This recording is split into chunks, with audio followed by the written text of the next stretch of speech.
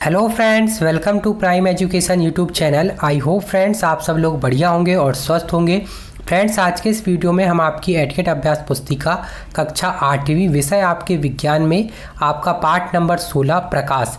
इस पाठ में आपको फ्रेंड्स सभी जो प्रश्न दिए हैं उनके सटीक उत्तर इस वीडियो में जानेंगे। तो चलिए फ्रेंड्स, इस पाठ को स्टार्ट करते हैं। देखिए, सबसे पहले आपको दिया है पाठ नंबर 16 प्रकाश।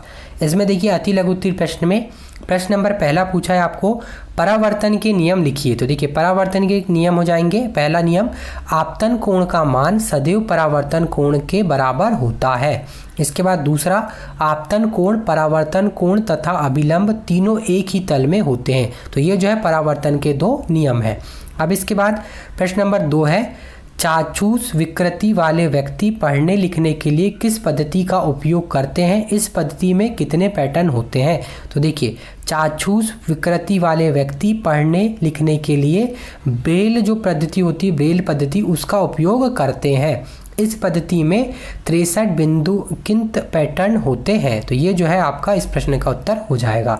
अब इसके बाद चलिए फ्रेंड्स नेक्स्ट प्रश्न देखते हैं।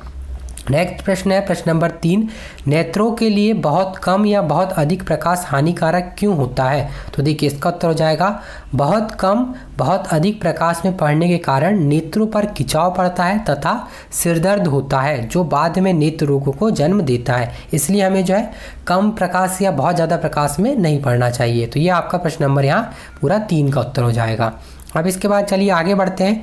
आगे देखिए प्रश्न नंबर 4 है, प्रकाश का विक्षेपण किसे कहते हैं? विक्षेपण की घटना को दर्शाने वाला कोई प्राकृतिक उदाहरण दीजिए, लिखिए। तो देखिए, इसका उत्तर हो जाएगा, प्रकाश के अपने रंगों में विभाजित होने को प्रकाश का विक्षेपण कहते हैं। प्रकाश जो अपने रंगों में विभाजित हो जाता है उसी को प्रकाश का विक्षेपण कहते हैं। इंद्रधनुष विक्षेपण को दर्शाने वाली एक प्राकृतिक परिघटना है। तो ये आपका प्रश्न नंबर 4 का उत्तर हो गया। अब इसके बाद चलिए आगे बढ़ते हैं। आगे आपको नेक्स्ट पेज नंबर में अब आपको लघु उत्तरीय प्रश्न में प्रश्न नंबर 5 पूछा है, रेटिना में पाए जाने वाली तंत्रिका कोशिका के प्रकार एवं उनके कार्य लिखिए। तो देखिए, कौन कौन से हो जाएंगे। तो रेटिना में 2 प्रकार की तंत्रिका कोशिका पाई जाती हैं। पहली एक शंकु, तो इसका देखिए, इसका जो कार्य हो जाएगा वो होगा जो तीव्र प्रकाश के लिए सुग्राही होते हैं, और दूसरा सनकाएं जो मंद प्रकाश के लिए सुग्राही होती हैं। तो ये जो है रेटिना की 2 तंत्रिकाएं और उनके जो है कार्य हो जाएंगे। तो इस तरीके से आपका ये प्रश्न नंबर 5 का उत्तर हो जाएगा। अब इसके बाद चलिए आगे बढ़ते हैं।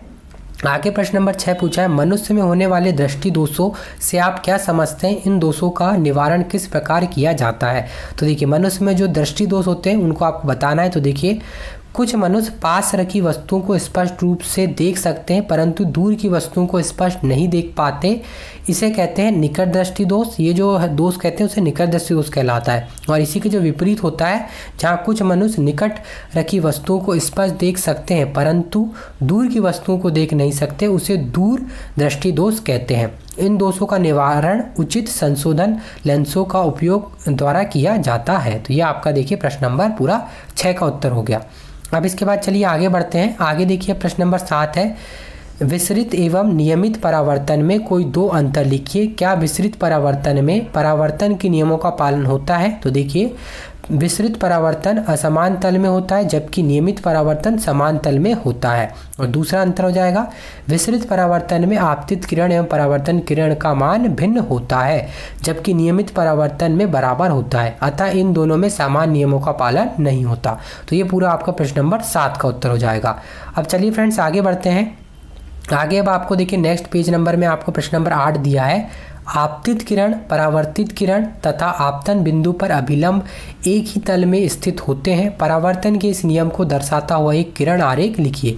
तो देखिए फ्रेंड्स, इसके लिए क्या करें, आप आपकी विज्ञान की पाठ्य पुस्तक के पृष्ठ क्रमांक 200 में आपको इसका जो है आरेख मिल जाएगा, जहां आप उस पुस्तक से देख के यहाँ जो है स्पष्ट और स्वच्छ यहाँ जो है आरेख बना सकते हैं। अब इसके बाद चलिए आगे बढ़ते हैं फ्रेंड्स। अब आगे देखिए आपको दीर्घोत्तरीय प्रश्न दिया है, जहां प्रश्न नंबर 9 दिया है, मानव नेत्र का नामांकित चित्र बनाइए तथा इसके विभिन्न भागों के कार्य भी लिखिए।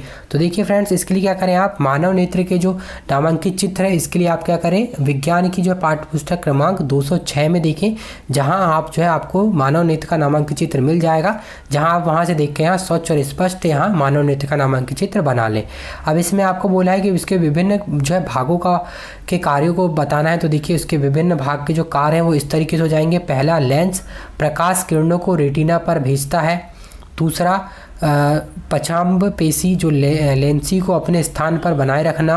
रेटिना का प्रयोग जो हो जाएगा वस्तु के चित्र को बनाना वह संकेत भेजना। और चौथा, तंत्रिका कोशिका। तंत्रिका कोशिका का हो जाएगा रेटिना पर बने संकेतों को मस्तिष्क तक भेजना। तो इस तरीके से जो है आपके मानव नेत्र का जो पूरे विभिन्न भाग है उनके कार्य इस तरीके से आप यहाँ लिख सकते हैं और चित्र के लिए आप बुक से यहाँ चित्र बना लें।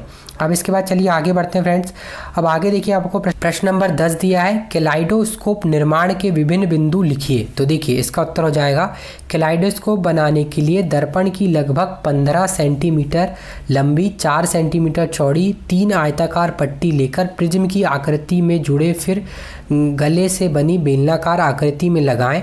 ट्यूब के एक सिरे को छिद्र युक्त डिस्क से बंद करें। ट्यूब के दूसरे सिरे पर वृत्ताकार प्लेट लगाएं।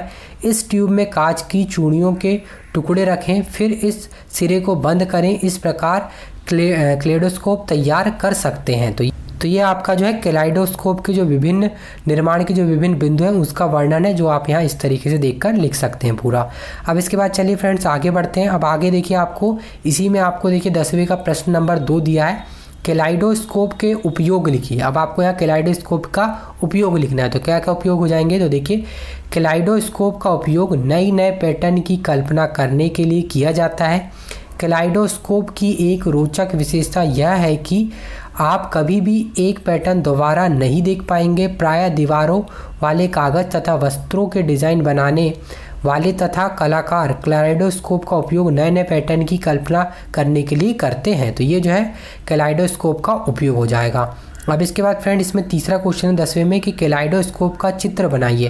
तो इसके लिए आप क्या करें, आपके विज्ञान की पाठ्य पुस्तक में प्रश्न क्रमांक 204 देखें, जहां आपको कैलाइडोस्कोप का चित्र मिल जाएगा, जहां आप यहां से देखकर स्वच्छ और जो है वहाँ बढ़िया चित्र यहाँ देखकर बना सकते हैं। तो देखिए फ्रेंड्स इस आपके देखिए पेज नंबर 58 में आपके ये जो पाठ है, पाठ नंबर 16 प्रकाश, इसके जो सभी 10 प्रश्न हैं वो यहाँ समाप्त हुए। उम्मीद करते हैं फ्रेंड्स आपको इस वीडियो के माध्यम से सभी जो इस पार्ट के प्रश्न हैं उनके सटीक उत्तर प्राप्त हो गए होंगे। अगर फ्रेंड्स आपको ये वीडियो पसंद आया तो वीडियो को लाइक कर दें व ऐसे ही वीडियो देखने के लिए इस चैनल को सब्सक्राइब करके साथ में नोटिफिकेशन बेल को ऑन कर दें, ताकि आपको सभी वीडियोज़ की नोटिफिकेशन मिलते रहे। और अगर फ्रेंड्स आपको कक्षा 8वीं विज्ञान में आपको जो बाकी जो सभी पार्ट हैं, जो पिछले 15 पार्ट हैं, अगर उनमें अगर आपको किसी भी पार्ट का जो है हल देखना है, संपूर्ण हल देखना है, तो देखिए आप राइट साइड में आपको यहाँ प्लेलिस्ट दिख रहा होगा, प्लेलिस्ट का वीडियो दिख रहा होगा, जहां आप इस पर क्लिक करके सभी का वहां से संपूर्ण हल देख सकते हैं। और अगर आपको कक्षा 8वीं में अगर आपके सभी जो विषय हैं उनमें अगर आपको संपूर्ण हल देखना है तो आप इस वीडियो के नीचे डिस्क्रिप्शन में जाएंगे तो आपको सभी विषय की अलग अलग जो है प्लेलिस्ट मिल जाएगी, जहाँ आप उस प्लेलिस्ट के लिंक पर क्लिक करके किसी भी विषय में सभी पाठों का वहाँ से संपूर्ण हल देख सकते हैं। तो चलिए फ्रेंड्स इस वीडियो को यहीं समाप्त करते हैं और मिलते हैं आपसे इसके आने वाले नेक्स्ट वीडियो में।